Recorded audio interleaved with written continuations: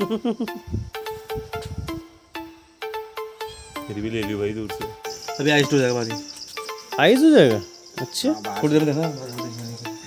अभी वाइट वाली बोतल नहीं है ना, गर्मी में ज़्यादा ठंडा हो जाएगा और ठंडों में कम हो जाएगा। बाहर हो गया प्रेशर हो गया। ये देख वाइट सब कुछ पी के देख।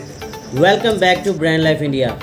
और आज के व्लॉग में हम विज़िट करने वाले हैं कविंदर के घर पे। हम उसके पुश्तैनी घर पे भी जाएंगे और जो कि अंग्रेज़ों के आर्किटेक्ट पे बेस्ड है। नमस्ते अंकल जी।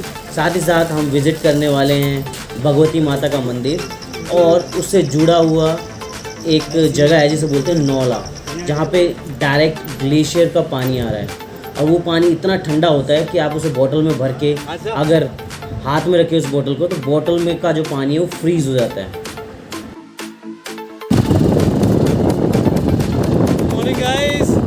तो सुबह सुबह हम निकल पड़े कविंदर के घर की ओर।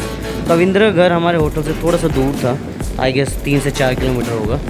और हमारे पास 2 बाइक्स थी, एक बाइक जो कविंदर चला रहा था और उसके पीछे मैं बैठा था, और दूसरी बाइक जो कि चाचा चला रहे थे, यानी कि चाचा उर्फ रैम्बो। रैम्बो उन्हें इसलिए बोलते हैं क्योंकि उनकी बाइक्स चलाने की स्किल्स जो है ना, बाइक राइडिंग स्किल्स, वो बहुत अच्छी हैं, तो इसलिए उन्हें प्यार से सब रैम्बो बोलते हैं। उनके साथ बैठे थे लव। रास्ते की सारी सीनरीज हम अपने कैमरे में कैप्चर करते हुए आगे बढ़ रहे थे। बाइक से जाने का यानी कि पहाड़ों पे घूमने का एक मज़ा ही कुछ और है, जबकि कार में वो मज़ा नहीं आ पाता है। हमने कार में भी सेम शॉट्स लेने की कोशिश की, बट बाइक्स के शॉट्स काफ़ी अच्छे थे और नेचुरल थे। बट आपको एक्सपीरियंस होना चाहिए पहाड़ों पे बाइक चलाने का, अदरवाइज़ कुछ भी मिसहैपनिंग हो सकती है। या फिर आप सेकंड ऑप्शन ऑप्ट कर सकते हैं, आप बैक सीट पे बैठ सकते हैं, just like me and love. हमने 2 दिन तक कोई बाइक नहीं छेड़ी, हम बैक सीट पे ही बैठे थे, पिलियन सीट्स पे, और हम व्यू का मज़ा ले रहे थे। तो आप भी ऐसा कर सकते हैं। 2 दिन बाद जब हम कॉन्फिडेंट इनफ हो गए कि हाँ अब हम चला सकते हैं, तब जाके हमने बाइक चलाई थी वहाँ पे। बागेश्वर में चावल यानी धान की खेती काफ़ी आसानी से देखी जा सकती है, क्योंकि यहाँ पे बारिश बहुत ज़्यादा होती है और सीढ़ी नुमा खेत होते हैं, तो आपको बहुत ही आसानी से चावल की खेती करते हुए लोग दिख जाएंगे, जिनमें से अधिकतर लेडीज़ होती हैं, जैसे कि आप इस व्यू में देख सकते हैं।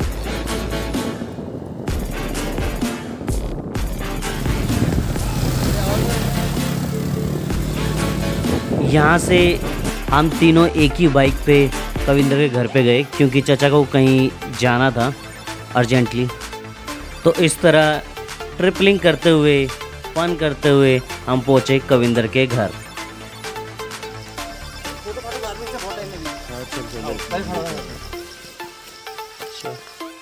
कविंदर का घर चारों तरफ से पहाड़ों से घिरा हुआ था और उसके घर के भी आसपास भी खेती खेत थे।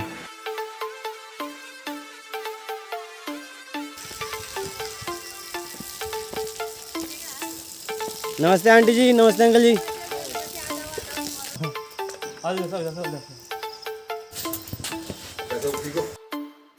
कविंदर का घर नेचर की गोद में बसा हुआ था और उसके पेरेंट्स तो काफ़ी स्वीट थे।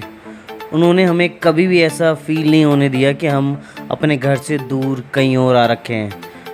और उनकी मम्मी तो और भी ज़्यादा स्वीट थी, वो होटल में भी हमारे लिए घर का खाना पैक करा के भेज देती थी, और वहाँ का जो पहाड़ी खाना था वो तो लाजवाब था, स्पेशली कच्चे आम की और भांग के बीज की चटनी। वहाँ हमने कविंदर के मम्मी पापा से की कुछ हेल्दी टॉक और फिर चले गए खाना खाने के लिए। कविंदर के फादर फौज से रिटायर्ड थे।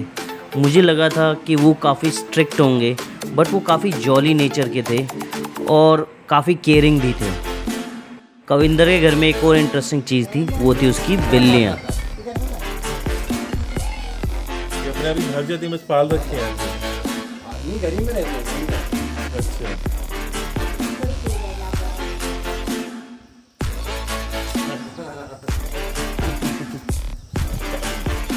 उसके घर की छत पे जाते ही हमारा फ़ोटो सेशन चालू हो गया।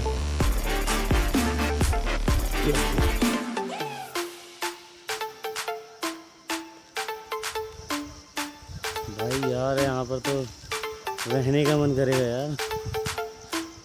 और ये कविंदर जाने की बातें कर रहे हैं, पता तेरे को?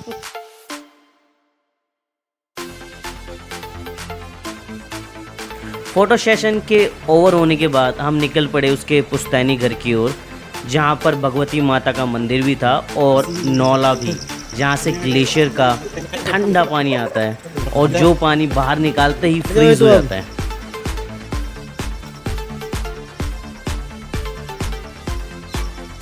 कविंदर का पुश्तैनी घर 80-90 साल पुराना था और आप उसमें देख सकते हैं उस घर तक चढ़ने के लिए स्टेप्स कैसे बनाए गए थे।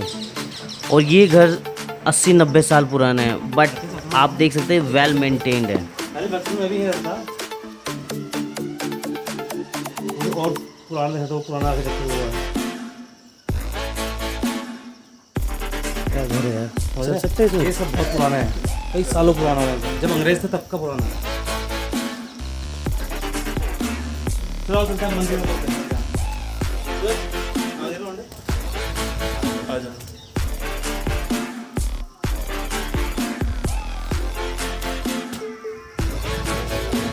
हाँ ठीक है।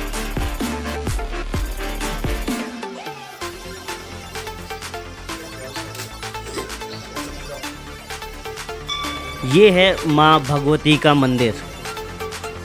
इसे चारों तरफ से घंटियों से सजाया गया है।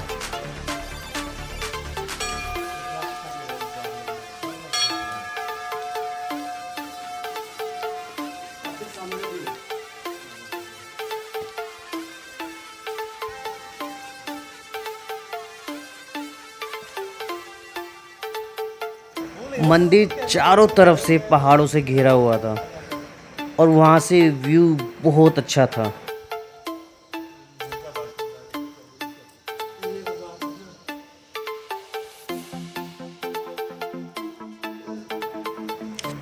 मंदिर अभी बिल्कुल खाली था बिकॉज़ जिस टाइम हम पहुँचे थे वो दोपहर का टाइम था और मंदिर के दरवाजे लॉक थे।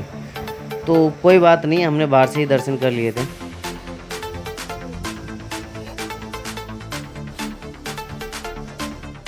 मंदिर से वादियों का व्यू इतना अच्छा था कि हमने डिसाइड किया कि हम वहीं पे बैठ के कुछ टाइम स्पेंड करेंगे और उसके बाद फिर निकल पड़ेंगे नौला के लिए।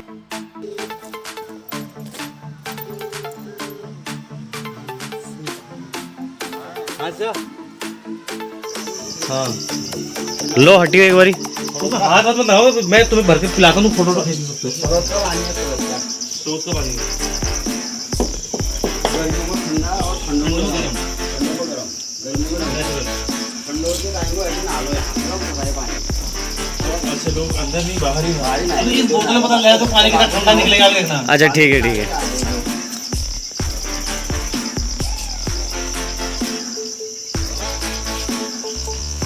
तू जा, ये देख, अभी आइस हो जाएगा पानी। आइस हो जाएगा। अच्छा थोड़ी देर में देखा अभी व्हाइट वाली बोतल नहीं है ना। गर्मी में ज़्यादा ठंडा हो जाएगा और ठंडों में ये कम हो देख, जाएगा। बाहर हो गया, प्रेशर होने लग गया। ये देख, वाइट साफ सब कुछ पी के देख। इससे नेचुरल पानी तो दुनिया में कहीं नहीं मिल सकता भाई। और पी के देख ठंडा कितना है, बिना फ्रिज के। पकड़िए तो पकड़िए। फ्रिज की जरूरत नहीं है।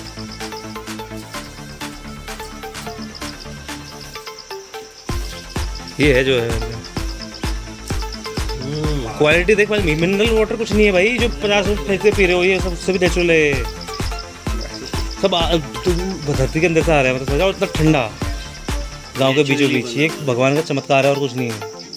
दूसरा वरना लोग तो पानी खोद खोद के परेशान है, कुछ निकलता ही नहीं है कहीं से। कितने पाइप डाल दे लोगों ने। ये एक भगवती मैया का चमत्कार है, मतलब जो मंदिर है इसकी देन है पानी में। ये डायरेक्ट ग्लेशियर का पानी था, इसे यहाँ पर स्रोत का पानी भी कहते हैं। और ये इतना ठंडा था कि बाहर निकलते ही इसमें आइस क्रिस्टल बनने लग गए थे, जो कि कैमरे में आई गेस आपको नहीं दिख रहे होंगे, बट पानी पीते वक्त मुंह में फील हो रहे थे। So guys this is it. I hope you like the video. Don't forget to subscribe the channel. इसके नेक्स्ट एपिसोड में यानी कि एपिसोड 3 में हम कराएंगे आपको बैजनाथ धाम के दर्शन।